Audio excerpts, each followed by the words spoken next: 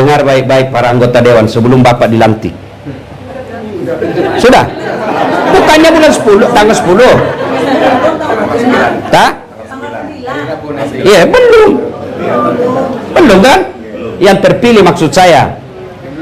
Yang sudah dan habis masanya, Bapak tinggal tanggung jawabnya itu 5 tahun. Yang belum dilantik, sebelum Bapak sesat dan saya akan diminta tanggung jawabnya nanti di akhirat, saya akan berkata, saya sudah nasihati mereka, saya sudah beritahukan mereka. Kalau dia tidak saya beritahu, maka dia tuntut saya nanti di akhirat. Ya Allah, saya tidak tahu, saya tidak pernah diberitahu dasar latif. Maka saya akan berkata, bohong, saya sudah kasih tahu di rumahnya Pak Jaya. Iya. Maka kewajiban ulama adalah mendakwakan. Balighu anni walau ayat, sampaikan meskipun satu ayat. Kulil haqqu walau kana murram, katakan yang benar meskipun itu pahit. Maka saya katakan ini Pak, jabatan 5 tahun, dan demi Allah selama 5 tahun itu Pak, potong tangan saya kalau gajinya Bapak bisa beli private jet. Kecuali Bapak korupsi pun kayaknya tidak mampu Pak, iya toh? Maka salah Bapak kalau mau jadi anggota DPR, mau jadi kaya. Salah, pasti mencuri. Pasti mencuri.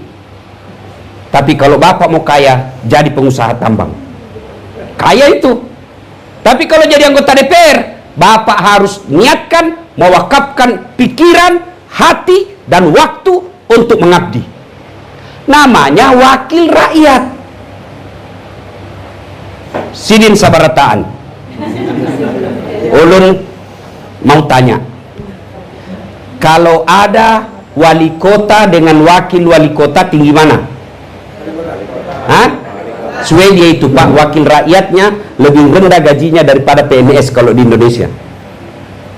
Apa kata mereka rakyat? Ngapain kami gaji mereka tinggi-tinggi? Untuk apa kami gaji tinggi-tinggi? Nggak, kerjanya juga nggak jelas. Kami yang bayar pajak. Lalu kamu nggak urus kami, untuk apa kau digaji tinggi-tinggi? Maka kalau Bapak mau kaya, salah kalau jadi anggota DPR. Tapi kalau cari amal dan sedekah, itu tempatnya paling cocok. Bagaimana cara bersedekahnya? Bukan sedekah dengan bagi-bagi jilbab. Berapa gajinya Bapak? Jadi kalau mengandalkan proposal, kalian juga rakyat jangan selalu bawa proposal ke anggota DPR. Berapa gajinya, kasihan. Datang ini Pak Dewan yang terhormat, ini ada kasihan, gajinya berapa? Maka anggota DPR sedekahnya adalah pengabdian. Pengabdiannya bicara. Bapak tahu posisinya anggota DPR kalau kita berjamaah? Imam, wali kota. Anggota DPR itu dia di sini, di belakangnya imam sebelah kanan, belakangnya imam sebelah kanan. Itu anggota DPR. Kalau imam salah, ini yang luruskan. Semestinya imam ruku, dia langsung sujud. Anggota DPR bicara dong. Apa dia bicara? Bukan dengan memaki, bukan dia tendang, ya imam salah kok. Enggak juga dia dorong kepalanya, bodoh ini. Tidak, apa dia ucapkan yang di belakang? Subhanallah, maha suci Allah. Berarti anggota dewan, kalau wali kotamu salah, wali kotamu membuat peraturan yang menyusahkan masyarakat, ngomong dong. Kamu wakil rakyat, maka bicara. Kalau Bapak tidak bicara, Bapak dituntut. Kenapa? Karena diam. Tapi kalau sudah bicara, tidak dilaksanakan, lepas tanggung jawab sebagai anggota dewan. Kita bukan eksekutor, kita hanya legislatif.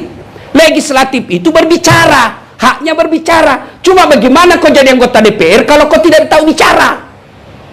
Ada anggota DPR tidak tahu bicara? Banyak.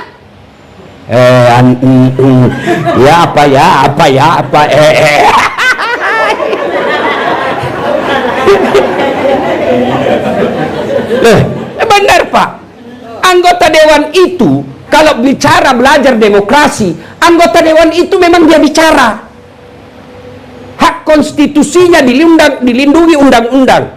Bapak bicara dalam gedung DPR, itu dilindungi undang-undang. Maka kalau berbicara, bela hak rakyat, jangan diam. Saudara dipilih bukan di lotre, meski kami tak kenal siapa saudara. Kami tak peduli karena suara diam, suara ha, suara ha.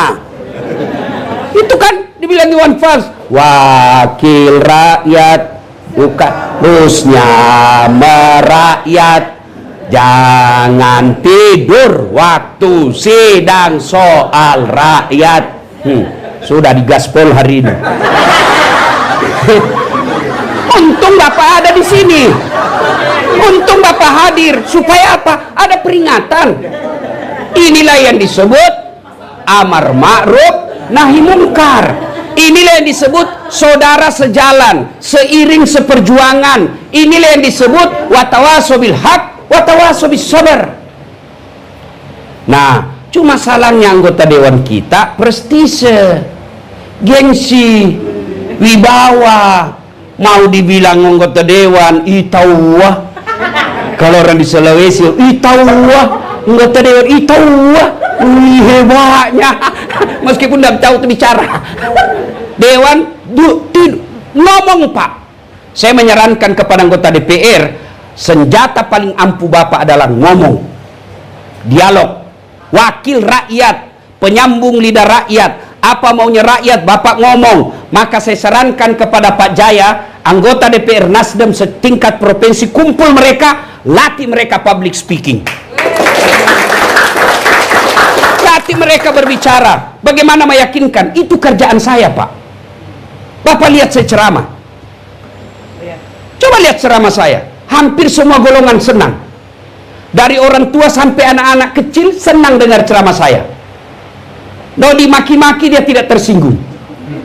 Coba lihat di ceramah YouTube saya, mana ada yang berani maki-maki jenderal. Kenapa? Karena saya punya public speaking, bicara yang baik, sampaikan tujuan kita tanpa menyinggung perasaannya orang. Ini Bapak harus punya. Bayangkan kalau Bapak pidato, kampanye, meyakinkan orang, insya Allah. Kalau niatnya membela rakyat, Bapak di penjara sekalipun jihad, itulah penjara seperti yang dialami oleh Nabi Yusuf. Maka Bapak-bapak dewan yang mulia, jadikan jabatan sebagai anggota dewan sedekah buat rakyat. Pengen kalau Bapak bikin, kan DPRD itu punya 3 fungsi.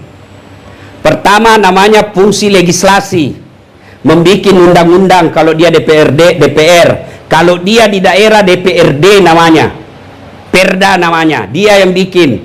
2 itu ada hak inisiatif, ada hak dari pemerintah masukan, wali kota masukan, dipelajari, dilihat, maka disebut ramperda, rancangan peraturan daerah.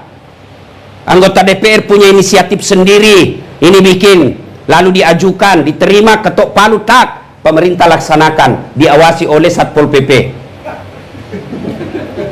Itu satu, hak legislatif. Yang kedua disebut fungsi budgeting. Apa itu? Mengatur keuangan. Itulah sebabnya dia pergi reses. Cuma kadang-kala anggota DPR kita resesnya palsu, ada fotonya, ada tanda tangannya, tapi di rumah dibikin. Enggak, dia datang ke masyarakat. Masyarakat juga goblok. Kenapa kok tanda tangan? Cuma dikasih modal nasi bungkus harga 25.000, pembeli bensin 100, padahal lebih banyak lagi diambil itu anggota dewan. Siapa suruh kau panggil saya?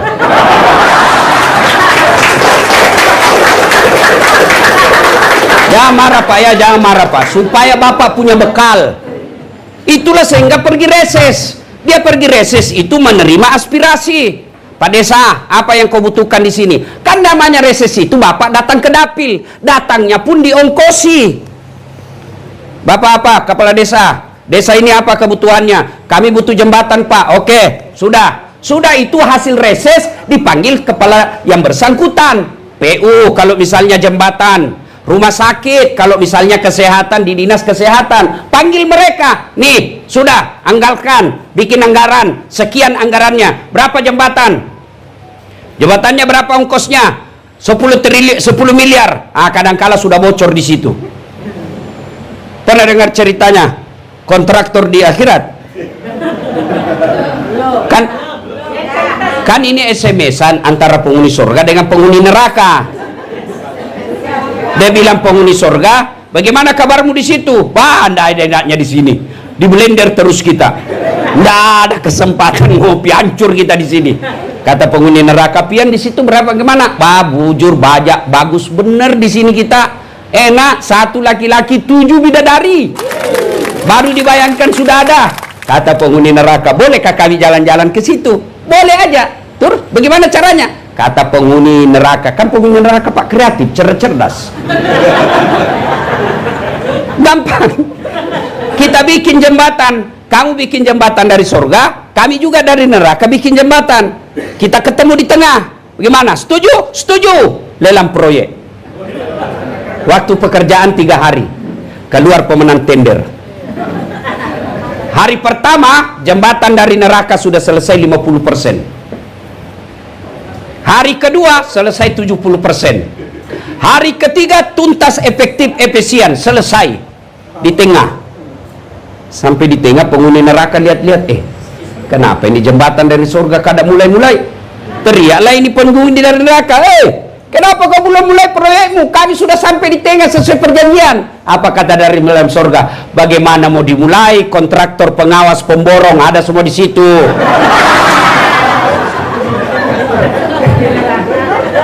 Di sini hanya penghafal Quran.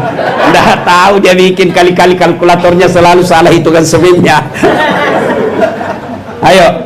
Nah, mereka ini Pak Dewan, reses itu fungsinya menangkap aspirasi apa yang diinginkan di dapil kita. Sudah itu kita panggil, Bapak Dewan punya hak untuk memanggil mitra kerja namanya. Saya tidak tahu hafal betul komisi apa kalau pembangunan, komisi apa kalau kesehatan, komisi apa kalau ekonomi, komisi apa kalau pemerintahan. Itu sudah dibagi-bagi. Cuma kadang-kala anggota dewan dia senang komisi yang basah. Ingat Pak Dewan, di komisi yang basah itulah orang tenggelam.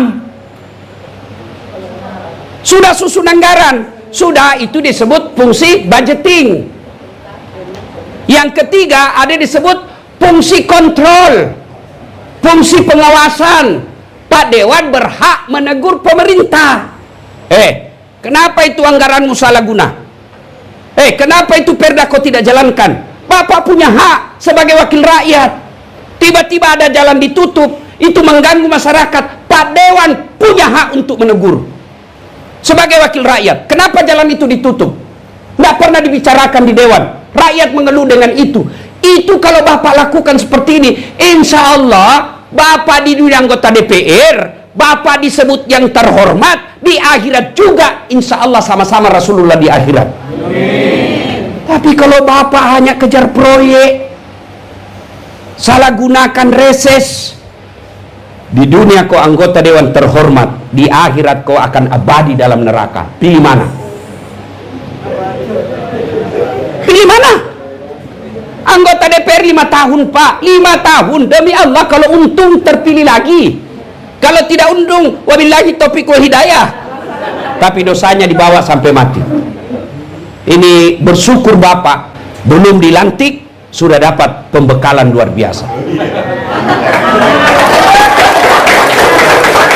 Ya Allah, saya sudah sampaikan kepada mereka, saya lepas tangan, tinggal mereka menjalankan apa yang saya sampaikan. Mudah-mudahan ada manfaat, lebih dan kurangnya mohon dimaafkan.